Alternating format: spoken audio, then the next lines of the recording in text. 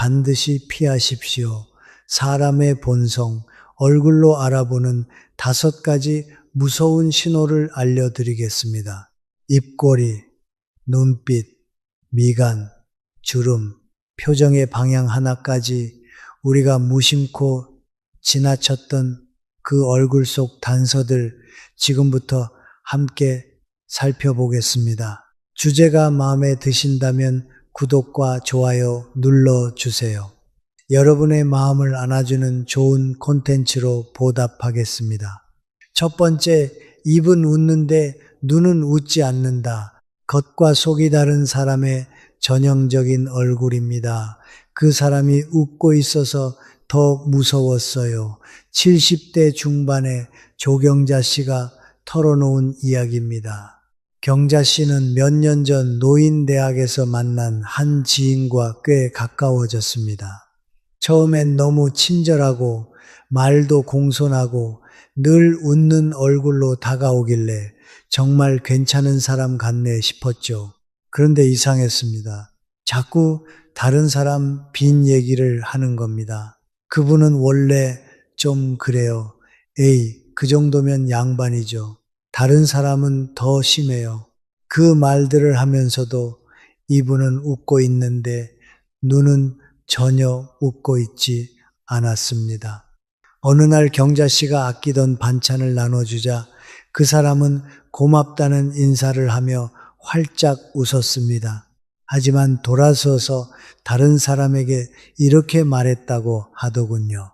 아유, 또 뭐 주려고 저런 진짜 부담스러워 죽겠어. 왜 본심은 눈에서 먼저 드러날까요? 이유는 간단합니다. 입은 거짓말을 해도 눈은 못 속이니까요. 심리학자 폴 에크먼은 한 실험에서 사람들에게 기분 좋은 사진을 보여준 뒤 곧바로 혐오스러운 이미지를 보여줍니다. 참가자들은 괜찮아요 라며 웃지만 그 순간 눈과 근육이 딱 굳고 동공은 휙 흔들립니다.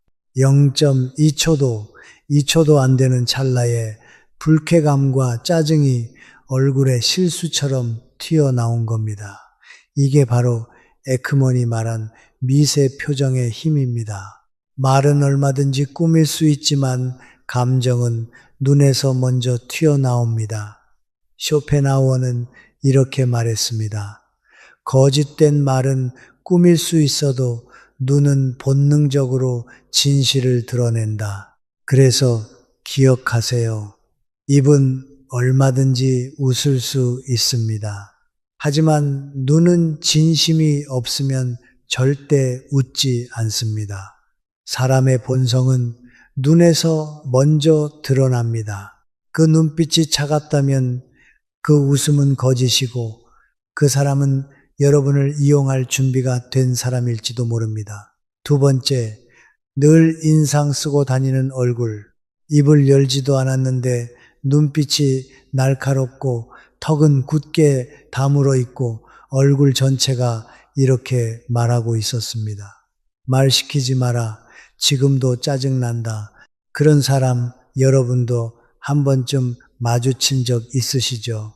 그냥 옆에만 있어도 숨이 턱 막히는 사람, 말 한마디 건네기도 조심스러운 사람, 무슨 말을 해도 예민하게 반응하고 결국엔 별일 아닌 일로 버럭 화를 내는 사람. 미국 오하이오 주립대의 브래드 부시먼 교수는 바로 그런 사람들만 모아서 연구했습니다. 이른바 분노 조절 장애 환자들입니다. 화를 참지 못하고 감정을 통제하지 못하는 사람들. 놀라운 건 이들은 화를 내기도 전에 이미 얼굴이 말하고 있었다는 사실입니다. 부시먼 교수의 분석 결과는 이랬습니다. 표정 변화가 거의 없다. 기본 인상이 이미 공격적이다. 미간은 늘 좁고 입꼬리는 아래로 처져 있다. 작은 자극에도 얼굴 근육이 즉각 반응한다. 즉, 그 사람은 말보다 얼굴이 먼저 공격하는 겁니다. 말을 꺼내기도 전에 이미 얼굴로 상대를 위축시키고 밀어내고 상처를 주고 있었던 거죠. 쇼펜하우어는 이렇게 말했습니다. 분노는 이성의 빈자리를 채우려는 감정이다.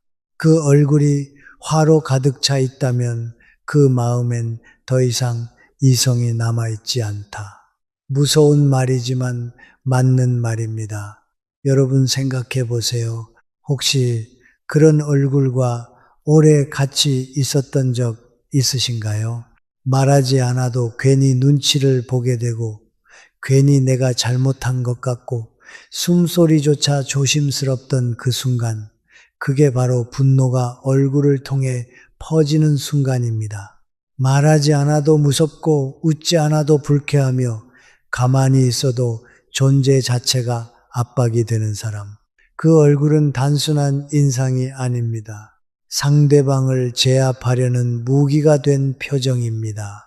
그런 사람 오래 곁에 두지 마세요. 그 화는 언젠가 반드시 여러분을 향하게 될 겁니다. 세 번째, 눈빛이 바쁘게 흔들리는 얼굴, 속으로는 계산 중인 사람입니다. 눈빛을 자꾸 피하고 시선을 이리저리 바꾸고 대화 중에도 눈동자가 불안하게 흔들리는 사람, 이건 단순한 긴장이 아닙니다. 속으로 계산하고 있다는 증거입니다. 이 사람이 나한테 무슨 얘기를 하나? 이 말에서 약점은 없을까? 어떻게 반응하면 내가 유리할까? 그 사람의 머릿속에선 상대가 아닌 이득이 돌아가고 있는 중입니다. 경기도 일산에 사는 박순애 씨는 동네 반찬 나눔 모임에서 한참 친하게 지내던 이웃에게 이런 일을 겪었습니다. 처음엔 너무 좋았다고 합니다. 매번 반찬도 나눠주고 잘 웃고 수다도 잘 떨고, 그런데 이상하게 뭔가 속 이야기를 나누려 하면 눈을 피하면서 자꾸 말을 돌리더랍니다. 어느 날 박 씨가 병원에 입원하게 되었을 때 그 사람은 단 한 번도 연락이 없었고 모임에선 이렇게 말했다고 하더군요. 아, 그런 일까지 일일이 챙기면 피곤해서 못 살아. 자기 일은 자기가 알아서 해야지. 심리학 실험도 이걸 뒷받침합니다. 하버드대 실험에서 참가자들에게 상대의 이야기를 듣는 장면을 분석했는데, 진심으로 공감하는 사람일수록 눈을 오랫동안 조용히 바라보는 경향을 보였습니다. 반면 이득을 따지거나 관심 없는 사람일수록 눈동자가 좌우로 빠르게 흔들리고 시선을 자주 피했습니다. 뇌에서 정보를 정리하고 평가하는 작업을 하고 있었던 거죠. 즉, 말보다 먼저 눈이 속셈을 드러낸 겁니다. 이런 사람은 말은 절대 거칠지 않습니다. 오히려 예의 바르고 조심스럽습니다. 하지만 눈빛은 불안하고 바쁩니다. 계속 계산 중인 사람의 얼굴입니다.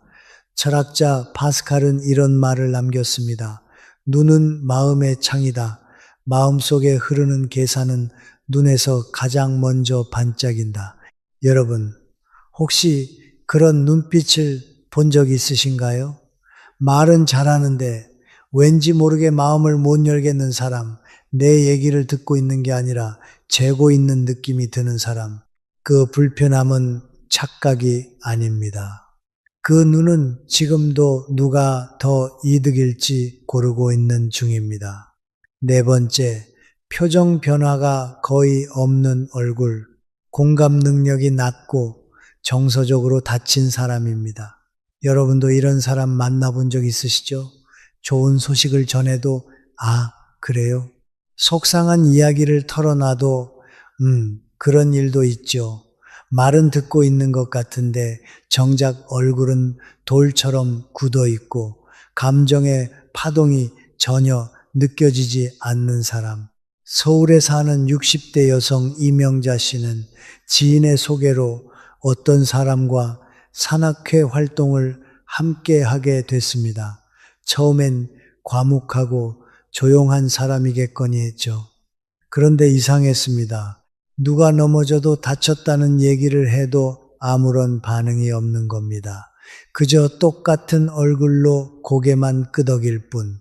심지어 명자 씨가 가족 이야기를 꺼냈을 때도 그랬습니다. 며느리가 많이 아팠었거든요. 눈물이 글썽이며 이야기했는데 그 사람은 말없이 빵 한 조각을 입에 넣고 있더랍니다. 표정 하나 안 바뀌고 눈도 마주치지 않고 이게 바로 공감 능력이 낮은 사람의 전형적인 얼굴입니다.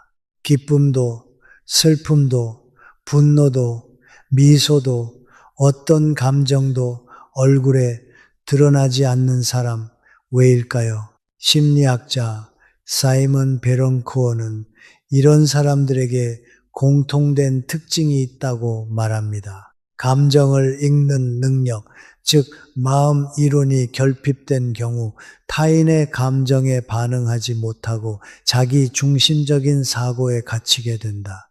즉 공감을 못하는 게 아니라 애초에 느끼지를 못하는 겁니다. 그래서 타인의 아픔에도 무덤덤하고 상대가 민망할 정도로 표정이 단조롭습니다. 철학자 칼 야스퍼스도 말했습니다. 감정이 얼굴에 머물지 못하는 사람은 관계를 머물게 할 수 없다. 그렇습니다. 우리가 사람을 만났을 때 그 얼굴에서 감정의 흐름이 전혀 느껴지지 않는다면 그 사람은 결국 관계라는 따뜻한 울타리밖에 머물 수밖에 없습니다. 말은 착하고 행동엔 문제없어 보여도 늘 어딘가 거리감 느껴지는 사람. 그건 그 사람이 여러분의 감정에 함께 움직이지 못하는 얼굴을 가졌기 때문입니다. 그 얼굴 절대 가까이 오래 두지 마세요. 당신의 진심이 그 사람에겐 그냥 소음일 수 있습니다. 다섯 번째, 눈빛을 고정하고 깊게 바라보는 얼굴. 통제력이 강한 사람. 그 사람이 나를 볼 때마다 말을 못하겠더라고요. 내 말 한마디 한마디를 다 분석하고 있다는 느낌이었어요. 여러분도 혹시 이런 사람 곁에 앉아본 적 있으신가요? 대화는 분명 말로 주고받는 건데 그 사람은 눈빛으로 먼저 칼을 들이댑니다. 아무 말도 하지 않았는데도 눈을 고정해서 뚫어지게 바라보는 사람. 그 눈빛에 자꾸만 불편해지고 고개를 숙이게 되고 내 말이 틀릴까봐 위축되는 느낌. 그건 그냥 우연이 아닙니다. 그 사람의 본성, 지배욕이 눈빛으로 드러나는 순간입니다. 실제로 이와 관련된 아주 유명한 실험이 있습니다. 하버드 대학교 심리학자 앨런 피즈 박사는 눈빛이 대화에서 미치는 영향을 알아보기 위해 참가자들을 두 집단으로 나눴습니다. 한 그룹은 상대방과 3초 이상 눈을 마주치지 않도록 했고, 다른 한 그룹은 최소 10초 이상 눈을 계속 바라보도록 했습니다. 그 결과는 놀라웠습니다. 10초 이상 눈을 응시당한 사람들의 87%가 이렇게 말했습니다.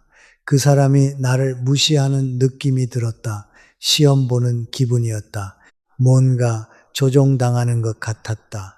눈빛 하나가 상대방에게 권력을 행사하는 수단이 된다는 사실, 여러분도 떠올려 보세요. 그 사람과 대화를 나눌 때 말은 공손하고 예의 있어 보였지만 그 눈빛이 자꾸 마음을 누르고 기분을 나쁘게 만들었던 적 있으신가요? 그게 바로 눈빛을 통해 권력을 휘두르는 사람의 특징입니다. 철학자 미셸 푸코는 시선은 감시이자 권력이다 라고 말했습니다. 말보다 먼저 지배하는 것, 그건 다름 아닌 시선입니다. 이런 사람은요, 처음엔 똑똑해 보이고 진지해 보여도 시간이 갈수록 상대를 지치게 만듭니다. 대화의 주도권을 놓지 않으려 하고 상대의 말보단 자기 논리에만 집중하죠. 그 사람 곁에 있으면 내 감정은 자꾸 작아지고 내 말은 힘을 잃고 결국엔 침묵만 남게 됩니다. 표정이 무기라면 눈빛은 그 무기의 조준경입니다. 여러분, 그 눈빛에 자꾸 마음이 눌리고 내 생각이 왜곡되고 있다면 그건 단순한 불편함이 아니라 위험 신호입니다. 지금이라도 멀어지셔야 합니다. 그 눈빛은 결국 여러분의 감정까지 집어삼킬 테니까요. 그렇다면 얼굴에 드러나는 좋은 본성은 어떻게 알아볼 수 있을까요? 사람의 얼굴은 마음이 만든 풍경입니다. 그 사람이 살아온 시간, 겪어온 관계, 품어온 감정이 조금씩 천천히 얼굴에 새겨지기 때문입니다. 경계심이 아니라 온기를 품은 사람, 억압이 아니라 여유를 전하는 사람의 얼굴은 분명히 다릅니다. 그 중에서도 가장 먼저 눈에 띄는 특징, 입꼬리입니다. 첫 번째, 입꼬리가 자연스럽게 올라간 얼굴, 선한 기질을 가진 사람. 기본적으로 입꼬리가 살짝 올라가 있는 얼굴은 주변 사람들에게 묘한 안정감을 줍니다. 말없이 있어도 따뜻하고 마주 앉아 있기만 해도 불편함이 없습니다. 말이 없어도 따뜻한 사람이란 말, 딱 그런 얼굴입니다. 하버드 대학교 심리학자 낸시 애틀링거 박사는 이런 얼굴을 가진 사람들과 함께 일하는 동료들의 감정 상태를 6개월간 추적 조사했습니다. 그 결과 입꼬리가 자연스럽게 올라간 동료와 함께 일한 사람들은 스트레스 수치가 낮고 불안감도 덜하며 자신이 존중받고 있다는 느낌을 더 자주 경험했다고 합니다. 낸시 박사는 이 현상을 무언의 정서 조절 효과라고 불렀습니다. 즉, 아무 말 없이 옆에만 있어도 상대의 감정을 부드럽게 안정시켜주는 힘이 있다는 뜻입니다.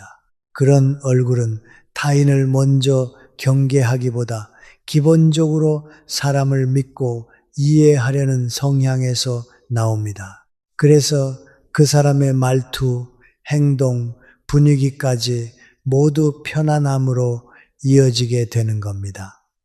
독일 철학자 쇼펜하우어는 이런 말을 남겼습니다. 선량한 심성은 언어보다 먼저 표정으로 드러난다. 그 얼굴은 사람을 경계하지 않고 마음을 먼저 연다. 여러분도 떠오르지 않으신가요? 자주 웃는 건 아닌데 입꼬리가 은은히 올라가 있는 사람, 얘기를 들어주지 않아도 괜히 위로가 되는 사람, 그런 얼굴이야말로 진심으로 사람을 품을 줄 아는 마음에서 만들어진 것입니다. 심리학자들은 말합니다.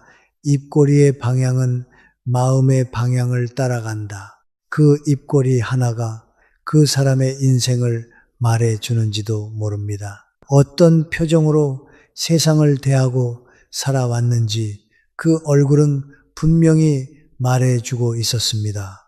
두 번째, 눈과 주름이 많은 얼굴, 많이 웃고 따뜻한 마음을 가진 사람, 한 사람의 인생이 얼굴에 남는다면 그 흔적은 어디에 가장 먼저 새겨질까요? 바로 눈가입니다. 심리학자 폴 에크만은 전 세계 다양한 민족의 얼굴을 분석하며 한 가지 공통점을 발견했습니다. 진심으로 웃는 사람만이 눈가에 주름이 생긴다. 진짜 웃음은 입이 아니라 눈가의 근육까지 함께 움직여야 한다는 거죠. 눈가에 깊은 주름이 많은 사람은 그만큼 진심으로 웃고 살아온 시간이 많았다는 뜻입니다. 누군가를 위해 미소 지었고 때로는 슬픔 속에서도 웃어보려 애썼던 사람일 수 있습니다. 프랑스 철학자 몽테뉴는 이렇게 말했습니다. 얼굴은 가장 오래된 감정의 일기장이다. 그 사람이 어떤 감정을 반복해 왔는지, 누구에게 어떤 표정을 가장 많이 지어왔는지가 고스란히 얼굴에 남는다는 말입니다. 특히 나이든 얼굴에서 눈가에만 주름이 많은 분들, 그 주름은 단지 세월의 흔적이 아닙니다. 정이 많고 사람을 따뜻하게 대했던 인생의 기록입니다. 말은 조심스럽고 마음은 넓은 분들이죠. 여러분도 그런 얼굴 기억나실 겁니다. 말 한마디 없이도 편안한 느낌을 주는 사람, 눈웃음 하나만으로 마음이 풀리는 사람, 그건 단지 생김새가 아니라 그 사람이 얼마나 많이 사람을 바라보고 얼마나 진심으로 웃어줬는지를 보여주는 얼굴입니다. 눈과 주름은 우리가 사랑하고 배려했던 순간들이 고요히 남긴 따뜻한 증거입니다. 세 번째, 이마에 잔주름이 많은 얼굴, 깊이 들으려 했던 사람의 흔적, 그 사람과 이야기할 때 늘 고개를 살짝 숙인 채 눈썹을 약간 찌푸리고 이마에 주름을 잡으며 들어주던 얼굴, 혹시 떠오르시나요? 그 표정 하나에 우리는 이런 마음을 느낍니다. 아, 이 사람 정말 내 말을 진심으로 듣고 있구나. 이 이마에 잔주름이 많다는 건 걱정이 많아서가 아닙니다. 타인의 감정을 함께 느끼려 애썼다는 증거입니다. 실제로 미국의 임상심리학자 수잔 파크 박사는 중년 이상의 성인 600명을 대상으로 얼굴 주름과 대인 관계의 상관관계를 조사했습니다. 결과는 명확했습니다. 이마에 잔주름이 많은 사람일수록 공감 능력 지수가 평균보다 2배 이상 높다. 왜일까요? 이런 사람들이 타인의 말을 들을 때 이해하려는 표정을 자주 지었기 때문입니다. 눈썹이 올라가고 이마가 찌푸려지고 그 모든 감정이 얼굴에 고스란히 새겨진 거죠. 철학자 장자크 루소는 이런 말을 남겼습니다. 사람의 지혜는 말보다 표정에 남고 그 표정은 결국 신뢰를 만든다. 즉, 말 잘하는 사람보다 진심으로 들어주는 사람의 얼굴이 더 깊은 관계를 이끈다는 뜻입니다. 우리는 본능적으로 압니다. 누군가 이야기를 들으며 멍하니 있지 않고 미세하게 반응해주고 그 감정을 같이 느끼려 할 때 비로소 마음에 문이 열린다는 걸요. 그 모든 게 그 사람의 이마에 새겨져 있습니다. 그 이마의 주름은 나이든 흔적이 아니라 살아오며 타인을 이해하려 애쓴 마음의 기록입니다. 그 얼굴을 만난다면요, 소중히 여기세요. 그 사람은 여러분의 이야기를 끝까지 들어줄 수 있는 사람입니다. 네 번째, 코끝이 동그랗고 콧방울이 넉넉한 얼굴, 정말 속 깊은 사람. 그 사람 참 인상이 좋더라. 여러분, 이런 말 한 번쯤 해보신 적 있으시죠? 그 중에서도 코끝이 둥글고 콧방울이 도톰한 사람을 보면 왠지 모르게 마음이 놓이고 말도 편하게 하게 됩니다. 관상학에서는 이런 코를 보호코라고 부르면서 인정 많고 타인을 헤아릴 줄 아는 사람에게서 자주 나타나는 특징이라고 말합니다. 이런 사람은요, 자기 몫을 끝까지 움켜쥐기보다 그래, 내가 좀 더 내지, 이해하지 못하는 사람은 나 하나쯤 있어야지, 이런 식으로 손해를 감수하더라도 갈등을 피하려는 기질이 있습니다. 특히 코끝이 뾰족하거나 날카로운 사람보다 둥글고 넉넉한 사람이 더 신뢰를 준다는 연구도 있습니다. 실제로 프린스턴 대학교의 알렉산더 토도로프 교수는 인간은 낯선 사람을 만났을 때 단 0.1초 만에 신뢰 여부를 얼굴로 판단한다고 했습니다. 그리고 그 판단의 기준 중 하나가 바로 부드럽고 넉넉한 얼굴의 윤곽이었습니다. 심리학에서도 안면 인상 효과라는 개념이 있는데요. 사람들은 코처럼 얼굴 중앙에 있는 부위에 의식보다 무의식적으로 더 신뢰를 부여합니다. 그래서 코끝이 둥글고 콧망울이 풍성한 사람에게는 알게 모르게 더 많은 기대와 호감을 품는 거죠. 철학자 공자도 이런 말을 남겼습니다. 덕은 얼굴에 나타나고 그 덕은 남의 마음을 쉬게 한다. 바로 그런 얼굴입니다. 말없이 있어도 따뜻하고 딱히 잘해주지 않아도 마음이 가는 얼굴. 혹시 여러분 주변에도 그렇게 코끝부터 마음이 느껴지는 얼굴 있으신가요? 그 사람은 겉으로 친절한 게 아니라 이미 얼굴에 살아온 마음이 새겨져 있는 겁니다. 그런 사람 곁에 있으면 괜히 내가 더 좋은 사람이 되고 싶어집니다. 그 얼굴은 복이고 곁에 두는 건 축복입니다.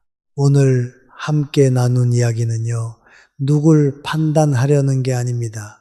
내가 어떤 얼굴을 하고 살아가고 있는지, 그리고 어떤 얼굴 곁에 머물러야 내 삶이 평온해지는지, 그걸 돌아보기 위한 시간이었습니다. 여러분, 얼굴은 말 없는 자서전입니다. 그 사람이 어떤 마음으로 살아왔는지, 어떤 세월을 지나왔는지가 고스란히 새겨진 시간의 흔적이죠. 그러니 이제는 말보다 얼굴을 먼저 읽어보세요. 곁에 있으면 마음이 편해지는 얼굴, 그런 사람과 함께하고 나 역시 누군가에게 그런 얼굴로 기억되길 바랍니다. 여러분의 미소가 누군가에게 위로가 되는 하루가 되시길 바랍니다. 오늘 영상을 보며 여러분은 어떤 생각이 드셨나요? 여러분의 경험과 생각을 댓글로 나눠주세요. 여러분의 이야기가 누군가에게 큰 위로와 깨달음이 될 것입니다. 오늘도 끝까지 시청해 주신 여러분께, 그리고 이어서 다음 주제를 공유하겠습니다. 행복하게 살기 위해 정서지능을 높이는 방법, 정서지능 높은 사람 특징, 혹시 이런 사람 보신 적 있나요?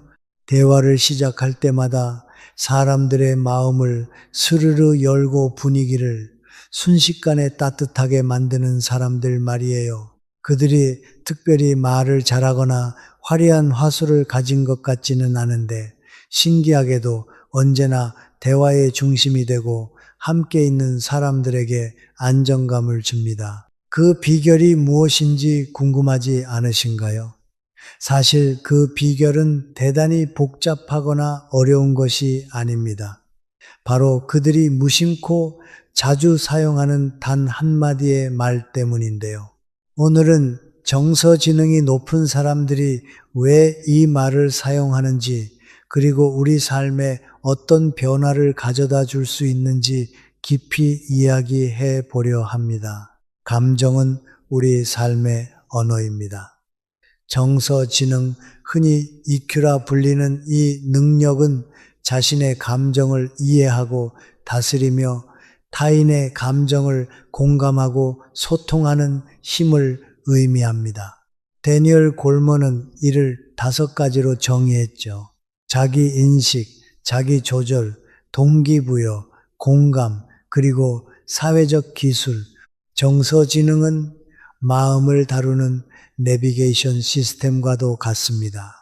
목적지가 뚜렷한 도로 위에서도 돌발 상황은 언제든 발생할 수 있잖아요. 내비게이션이 도로 상황에 따라 우회로를 알려주듯 정서지능은 우리의 감정과 타인의 감정을 현명하게 처리할 길을 안내합니다. 정서지능이 높은 사람들의 대화는 마치 따뜻한 바람이 스치는 것 같습니다. 그들의 말에는 감정과 공감이 담겨 있죠. 그렇다면 감정과 공감은 타고나야 하는 걸까요? 놀랍게도 정서지능은 타고난 재능보다는 연습과 경험을 통해 키울 수 있는 능력입니다. 마치 근육처럼 꾸준히 사용하고 단련할수록 더 강해지는 것이죠. 지금부터 그런 정서지능을 키우기 위해 우리가 어떤 말을 어떻게 실천할 수 있는지 구체적으로 알아보겠습니다. 그런 정서지능의 힘을 보여주는 일화를 하나 소개할게요. 여기 친구들 모임이 있습니다. 상상해 보세요. 어느 날 한 친구가 조금 늦게 도착했어요. 얼굴에는 피곤함이 가득하고 무언가 좋지 않은 일이 있었던 듯 보입니다. 그 상황에서 두 가지 다른 반응을 상상해 볼까요? 한 친구는 너 오늘 왜 이렇게 늦었어? 라고 짜증 섞인 목소리로 묻습니다. 반면 다른 친구는 조용히 다가와 괜찮아? 무슨 일 있어? 라고 말하죠.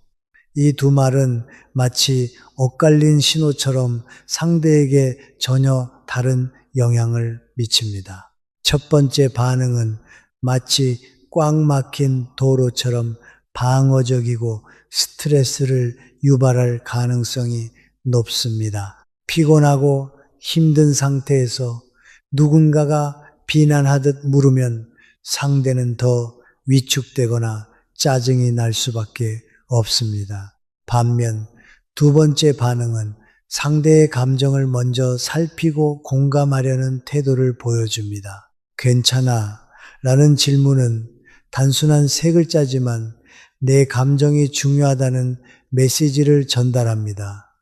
이 한마디로 상대방은 안심하고 자신의 이야기를 꺼낼 수 있는 공간을 얻습니다. 심리학자 데니얼 골먼은 그의 저서에서 이렇게 말했습니다. 공감은 단순히 타인의 입장을 이해하는 것을 넘어 그들의 감정 속으로 깊이 들어가 그들의 세계를 느끼는 것이다. 바로 이 공감의 시작점이 괜찮아와 같은 작은 말에서 비롯됩니다. 심리학 연구에 따르면 괜찮아 같은 공감의 언어를 무심코 사용하는 사람들은 정서지능이 높은 경향이 있다고 합니다. 이는 타인의 감정을 인식하고 적절하게 반응하며 신뢰를 형성하는 능력과 연결됩니다. 공감은 대화를 부드럽게 만들 뿐 아니라 관계를 깊어지게 하는 중요한 요소로 작용합니다. 이 말을 사용하는 사람은 마치 상대의 마음에 작은 창문을 열어주는 사람과도 같습니다. 괜찮아는 사소해 보이지만 그 효과는 놀랍도록 강력합니다. 이 말은 상대에게 단순히 말을 건네는 것을 넘어 감정을 이해하려는 진심 어린 태도를 보여줍니다. 정서지능이 높은 사람들은 이런 작은 말 한마디로도 주변 사람들에게 따뜻함과 안정감을 전하는 법을 알고 있는 것이죠. 마치 추운 겨울날 손을 녹이는 따뜻한 찻잔처럼 괜찮아라는 말은 사람들의 마음을 부드럽게 데워줍니다.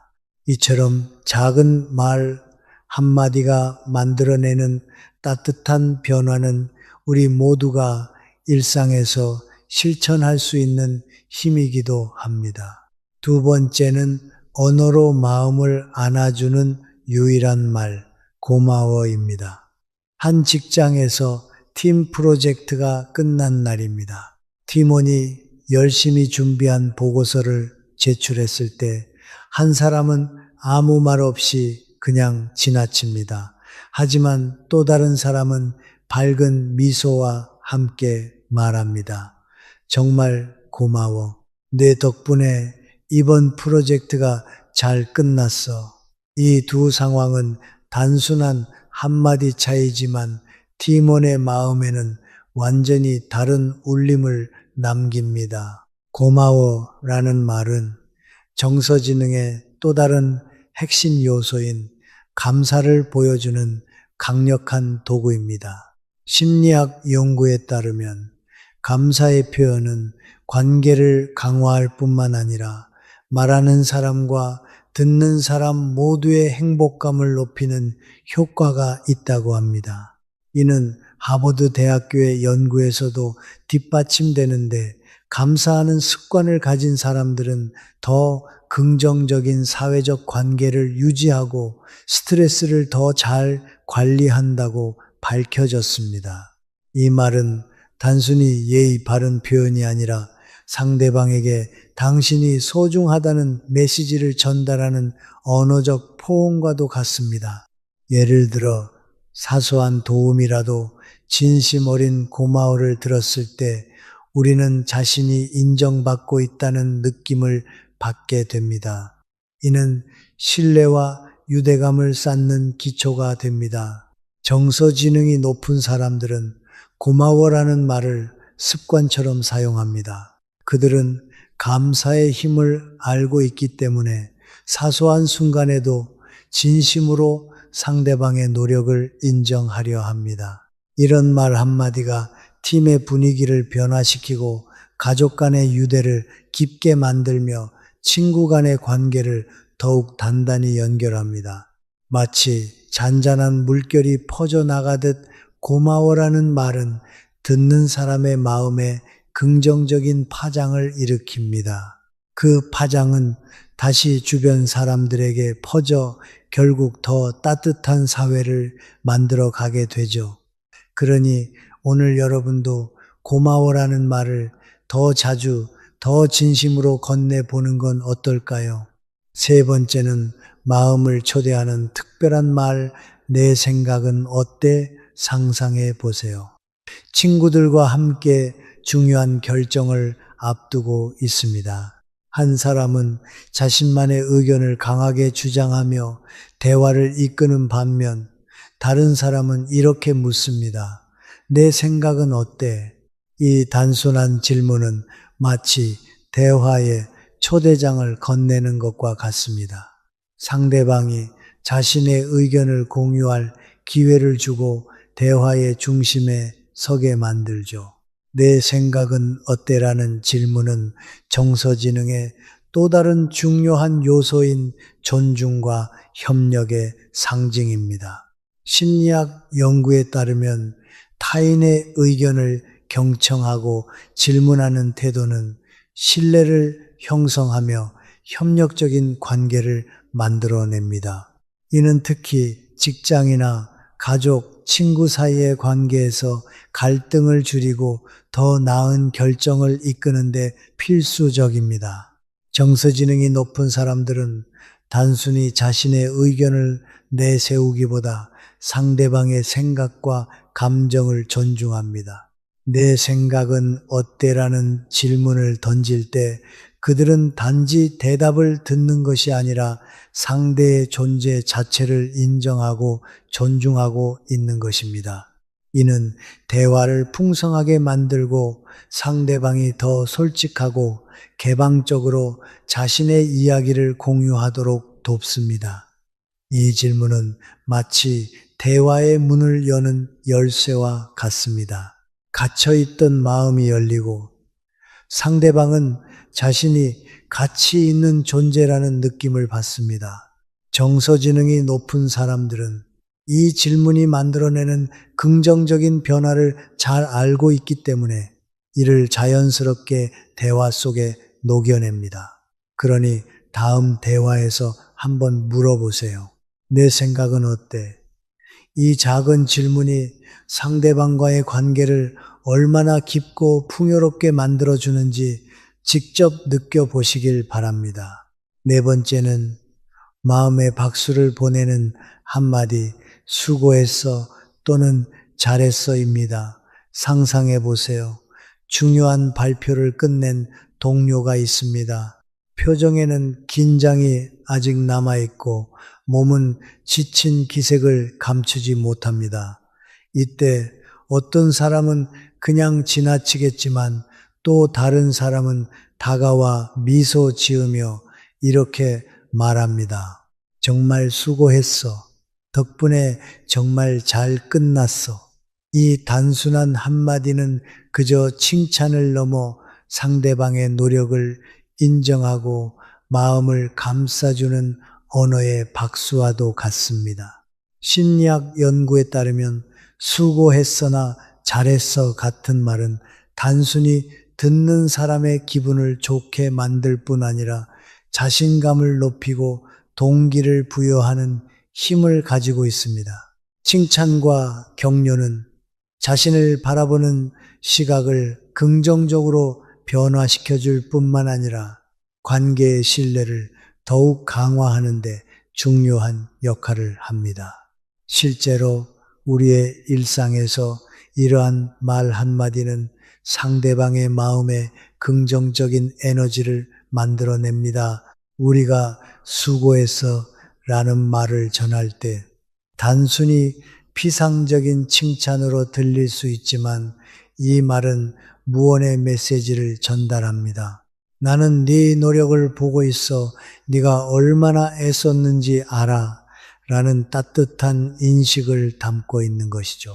이러한 인정과 격려는 마치 추운 날씨에 몸을 녹여주는 따뜻한 담요처럼 상대방에게 안도감과 동기를 줍니다. 예를 들어 팀 프로젝트를 성공적으로 마무리한 후 팀원들에게 모두들 정말 수고 많았어요.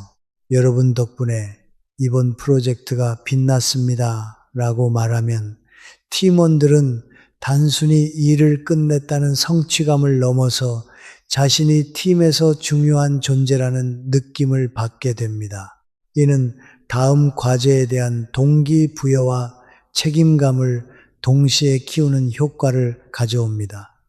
물론 수고했어라는 말은 단순히 직장에서만 쓰이는 말은 아닙니다. 가족 간에도 친구 간에도 이 말은 관계를 더 끈끈하게 만들 수 있습니다.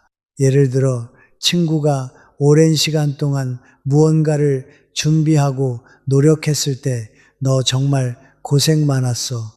너 아니었으면 이렇게 못했을 거야 라고 말하면 단순한 인정 이상의 감정을 전달할 수 있습니다. 상대방은 자신이 노력한 만큼 그 가치를 알아주는 사람이 있다는 사실에 깊은 감동을 받게 됩니다. 수고했어 라는 말은 사실상 짧지만 상대방의 고생과 노력을 한 번에 어루만져주는 언어적 포옹과도 같습니다. 이 말을 들은 사람은 자신이 인정받았다는 따뜻한 감정과 함께 앞으로 더 잘하고 싶은 동기를 얻습니다. 작은 말 한마디지만 그 파급력은 우리의 예상보다 훨씬 크고 깊습니다. 그러니 오늘 여러분도 주저하지 말고 주변 사람들에게 수고했어라는 말을 건네보세요. 여러분의 말 한마디가 그들의 하루를 더 빛나게 만들고 관계를 더욱 따뜻하게 만들어줄 것입니다. 5번째, 관계를 치유하는 마법의 말은 미안해입니다. 누군가와 이야기를 나누다 무심코 그 마음에 작은 상처를 남긴 적 있지 않나요? 또는 사소한 말 한마디로 대화의 온도가 갑자기 차가워졌던 순간 말이에요. 그럴 때 짧지만 강력한 이 한마디가 어떤 기적을 만들어낼 수 있는지 아시나요? 바로 미안해입니다. 미안해는 단순한 사과가 아닙니다. 이 말은 마치 꽉 닫힌 문을 열어주는 열쇠와도 같습니다. 상대방의 마음을 이해하고 존중하며 관계를 회복시키는 따뜻한 언어적 포옹이죠. 많은 사람들이 이 말이 약함의 표현이라고 생각하지만 사실은 그 반대입니다. 미안해는 진정으로 강한 사람만이 할 수 있는 가장 용감한 말입니다. 심리학자 브레네 브라운은 이렇게 말했습니다. 취약함은 두려움과 고통의 문을 여는 동시에 용기와 사랑이 시작되는 것이다. 미안해는 바로 그 취약함을 드러내는 말입니다. 상대방에게 내가 너를 배려하지 못한 순간이 있었다는 것을 인정하는 태도입니다. 이 말이 가진 놀라운 힘은 단순히 갈등을 해결하는 데 그치지 않습니다. 관계를 치유하며 그 관계를 한 단계 더 깊고 특별하게 만들어줍니다. 예를 들어볼까요? 아이와 부모 간의 다툼 상황을 떠올려 보세요. 부모가 자존심을 내려놓고 아이에게 그때 내 기분을 이해하지 못해서 정말 미안했어 라고 말한다면 어떤 일이 일어날까요? 아이는 단순히 사과를 받는 것을 넘어 자신이 중요한 존재라는 사실을 깨닫게 됩니다. 부모의 진심 어린 사과는 아이의 마음을 어루만지며 부모와 아이 사이의 신뢰와 애정을 더욱 깊게 만들어줍니다. 직장에서도 이 마법의 말은 유효합니다. 팀장이 부하 직원의 노력을 제대로 알아주지 못한 상황을 상상해 보세요. 그 팀장이 어느 날 다가와 내가 너의 노력을 충분히 인정하지 못했던 것 같아 정말 미안해라고 말한다면요.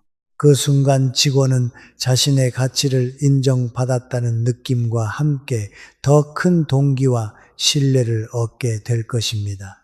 단순한 한마디, 그 울림은 직장 내 분위기를 변화시키는 강력한 힘이 됩니다. 진심 어린 미안해를 말하기 위해 꼭 기억해야 할 세 가지가 있습니다. 첫째, 책임감입니다. 자신의 행동이 어떤 영향을 미쳤는지 분명히 인식하고 변명하지 않아야 합니다. 둘째, 공감입니다. 상대방의 입장에서 그들의 감정을 이해하고 존중하는 태도가 필요합니다. 셋째, 회복 의지입니다. 같은 실수를 반복하지 않겠다는 의지를 보여주어야 합니다. 이 세 가지 요소를 갖춘 사과는 단순히 갈등을 없애는 것을 넘어 관계를 새롭게 출발하게 만드는 힘을 가집니다. 미안해라는 말은 마치 거센 폭풍 뒤에 떠오르는 무지개와도 같습니다. 관계 속에 갈등이라는 어둠을 걷어내고 더 밝고 건강한 연결을 이끕니다. 이 말이 짧고 단순하지만 그 안에 담긴 진심과 용기는 상대방의 마음을 어루만질 수 있는 깊이를 가집니다. 관계의 균열이 가장 클 때 그 틈을 메우는 가장 강력한 도구가 바로 미안해입니다. It hurt good, more than I can say. But maybe love isn't holding on. Maybe it's knowing when to walk away.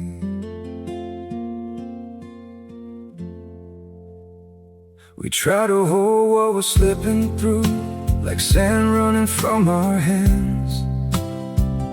Every promise started losing shape. We couldn't be what we once planned.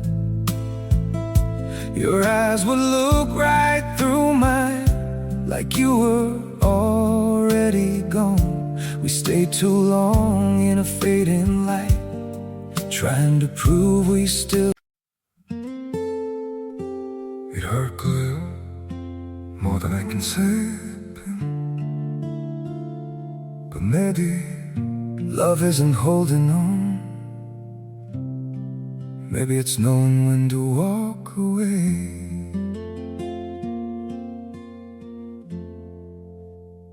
We try to hold what we're slipping through, like sand running from our hands. Every promise started losing shape. We couldn't be what we once planned.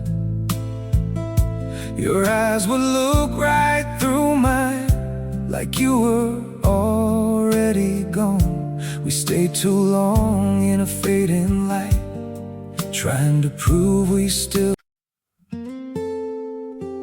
It hurt good, more than I can say. But maybe love isn't holding on.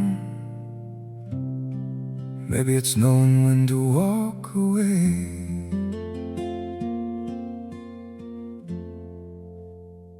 We try to hold what we're slipping through, like sand running from our hands. Every promise started losing shape. We couldn't be what we once planned. Your eyes would look right through mine, like you were already gone. We stayed too long in a fading light, trying to prove we still. It hurt clear, more than I can say. 그러니 주저하지 말고 용기 있게 말해보세요. 미안해. 이 말 한마디가 당신과 상대방의 세상을 얼마나 따뜻하게 바꿔놓을지 직접 느껴보세요. 때로는 한 번의 사과가 수십 번의 다툼보다 더 큰 힘을 발휘합니다. 오늘 여러분의 삶 속에서 미안해라는 말로 관계를 치유하는 기적을 시작해 보는 건 어떨까요? 바로 지금 누군가가 당신의 이 한마디를 기다리고 있을지도 모릅니다. 현대 자기 개발 철학의 아버지 나폴레온 힐은 말했습니다. 말은 인류가 가진 가장 강력한 도구입니다. 어떻게 사용하느냐에 따라 마음을 다치게도 치유하게도 할 수 있죠. 오늘 우리가 이야기한 괜찮아, 고마워, 내 생각은 어때, 수고했어, 그리고 미안해 같은 말들은 단순한 단어가 아닙니다. 이들은 마음과 마음을 잇는 다리가 되고 관계를 회복시키는 마법 같은 힘을 지니고 있습니다.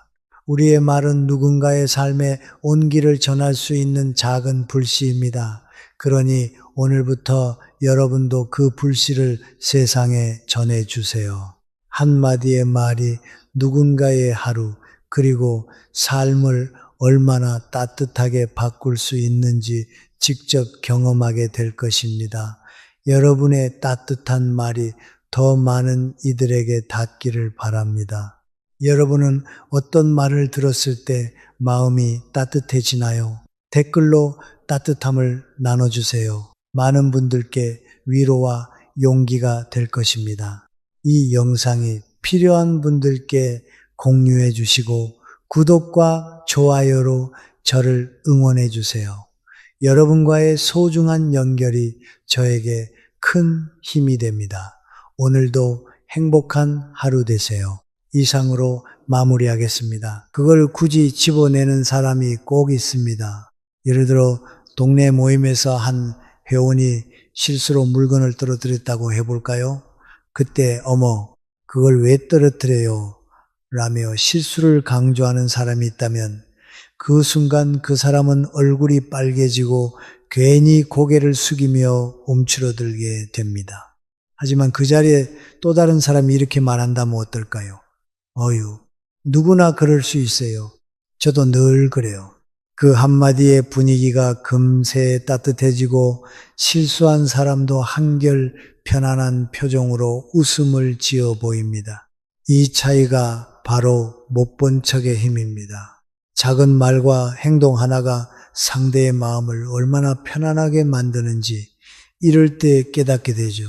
우리는 누구나 실수를 하며 살아갑니다. 그런데 남의 실수를 보면 은근히 판단하고 싶은 본능이 생기죠. 왜 저렇게 덤벙대지? 라며 속으로 평가하거나 심지어 말로 지적하기도 합니다. 하지만 한번 생각해 보세요. 만약 내가 그 입장이라면 내 실수를 누군가 아무렇지 않게 넘겨준다면 그 순간 얼마나 큰 안도감을 느끼겠어요. 못 본 척은 단순히 상대를 감싸주는 행동이 아닙니다. 그 사람의 자존심을 지켜주는 따뜻한 배려입니다. 상대는 그 순간의 배려를 절대 잊지 못합니다. 예를 들어 산악회에서 한 회원이 산길에서 넘어졌다고 해볼까요? 어떤 사람은 아이고 여기 조심하라고 했잖아요 라며 실수를 부각할 겁니다. 그런데 영희 씨처럼 어휴 산길이 원래 미끄럽죠.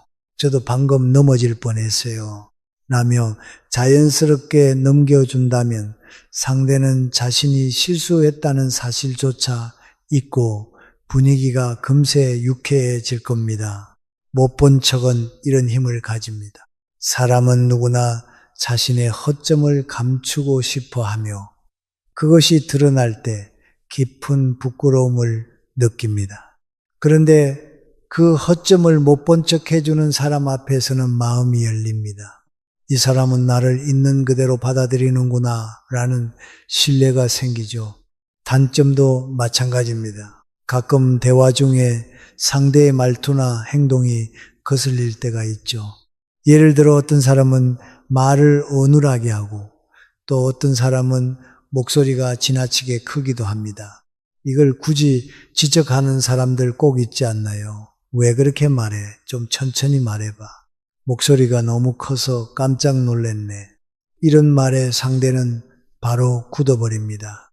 말 그대로 얼어붙고 그 자리에 분위기 역시 싸늘해지죠. 반면 못 본 척하며 이런 얘기 정말 재밌네요. 더 들려주세요. 라고 말하는 사람은 상대의 단점을 가볍게 흘려보냅니다. 상대는 내 약점이 드러나지 않았구나 하고 안도하며 그 사람에게 더 편안하게 마음을 열게 됩니다. 퇴계 이황은 이렇게 말했습니다. 작은 실수는 덮어주고 큰 인품을 보라. 이 짧은 말 속에는 깊은 뜻이 담겨 있습니다. 상대의 실수나 단점은 그 사람의 본질이 아닙니다. 사소한 허물을 덮어주는 태도야말로 인간관계를 부드럽게 하고 동시에 우리 자신의 품격을 높이는 길입니다.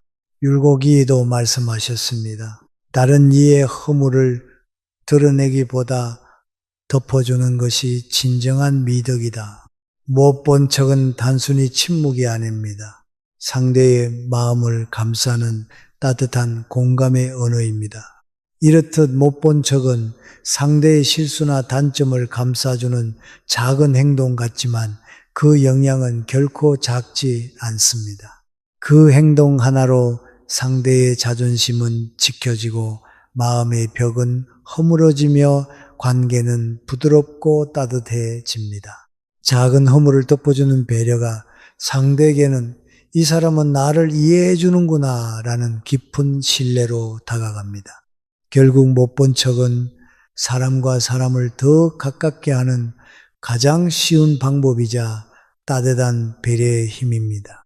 오늘부터 실수나 단점이 눈에 띄더라도 한 번쯤 못 본 척 해보세요. 그 작은 배려가 관계를 더 따뜻하고 빛나게 만들어 줄 겁니다. 못 본 척은 상대를 이해하는 가장 따뜻한 눈입니다. 이 말을 마음에 새기며 더 많은 사람들과 따뜻한 관계를 만들어 가시길 바랍니다. 두 번째, 듣고도 못 들은 척, 그 침묵의 품격. 여러분, 이런 상황 한 번쯤 경험해 보신 적이 있으시죠? 누군가 험담을 꺼내거나 부정적인 말을 툭 던질 때 대화의 분위기가 묘하게 무거워지는 순간 말이에요. 예를 들어 이런 말들입니다. 아니, 저 사람 진짜 이상하지 않아요? 도대체 무슨 생각으로 그런 행동을 하는 걸까요? 혹은 그거 해서 뭐 하겠어요? 시간 낭비하지 말고 그냥 포기하는 게 나아요. 이런 말들은 듣는 사람의 마음을 불편하게 하고 대화의 흐름을 끊어버립니다. 그때 누군가 반응하며 동조하면 어떻게 될까요? 맞아요.